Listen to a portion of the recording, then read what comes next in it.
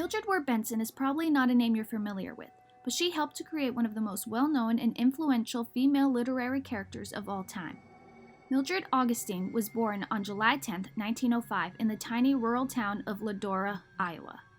Mildred grew up exploring the countryside and joining her dad, a doctor, on trips to visit his patients, all while dreaming of someday becoming famous.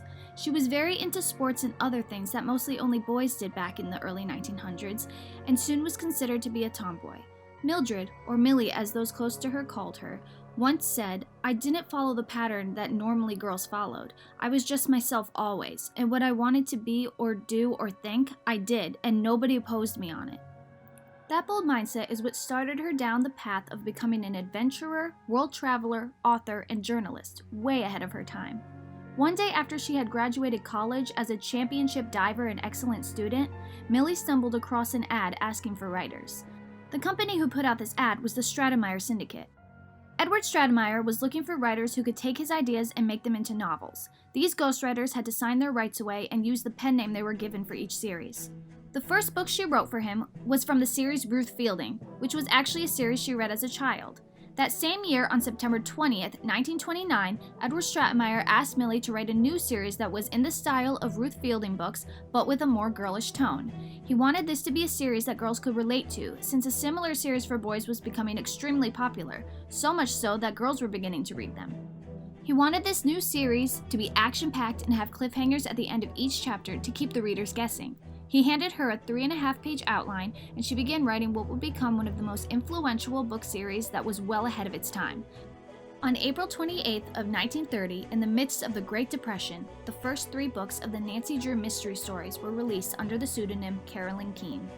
This series helped girls escape their harsh reality during that time, and gave them hope that things could and would get better. Later in her life, Millie said that Nancy is the kind of girl who is capable of accomplishing a great many things in a comparably short length of time. She enjoyed sports of all kinds, and she found time for clubs and parties. At school, Nancy had been very popular and she boasted many friends. People declared that she had a way of taking life very seriously without impressing one on being the least bit serious herself.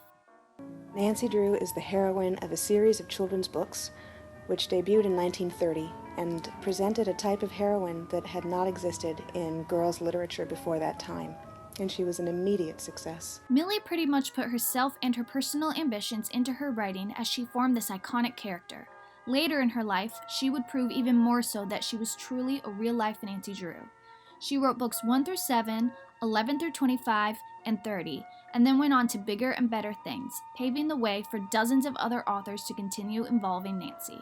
She wrote over 120 children's books, many short stories, and then went on to work as a writer at the Toledo Times, and in 1950 she married her first husband, the editor of the newspaper. It wasn't until 6th grade that I started a project for my English class that I actually found out there wasn't just a singular Carolyn Keene, that she was made up of several different ghostwriters under the pseudonym. And my favorite out of all of them was Mildred Augustine Wirt Benson, commonly known as Millie. Not commonly, fondly known as Millie, if you knew her pretty well, which I did not. But that's when I started saying, oh, okay, she wrote more than just Nancy Drew. She wrote some of the Dana Girls. She wrote under her own name for the Penny Parker series. She soon began to look for her own adventures, rather than just writing about them, as she once said that a lot of her writing was based on her unfulfilled desire for adventure. She learned how to fly a plane, which she considered to be one of the most adventurous times of her life. She also went on many archaeological trips to Central America without a companion going along with her, long before those areas were open for exploring. On a trip to Guatemala, she was actually mistaken for a princess and then proceeded to be kidnapped, and then escaped, which is exactly what the character she created, Nancy Drew, has done many times over the years. She once said in an interview, "I used to hang my hammock in Mayan temples. Those were my more adventurous days. I've had quite an exciting life, but that's the way I like it." In a 1999 interview, she said, "Women still tell me how they identified with Nancy Drew and that Nancy Drew gave them confidence to be whatever they wanted to be." A couple examples of some powerful and influential women who have given Nancy Drew credit for having the courage to follow their dreams are Hillary Clinton and Ruth Bader Ginsburg. I never anticipated any success. In fact, I don't think anyone ever anticipated a success such as Nancy Drew has had. But I did know that I was creating something that was an unusual book. I knew from the way I felt as I wrote that I was writing something that would be popular. Even though Mildred Wirt Benson died in 2002, she lived a long and adventurous life and breathed life into an amazing character that is still loved today by generations. I started reading Nancy Drew when I was in 3rd grade, going to a brand new school after being homeschooled for 2 years. All of the girls were obsessed with Nancy and introduced me to her.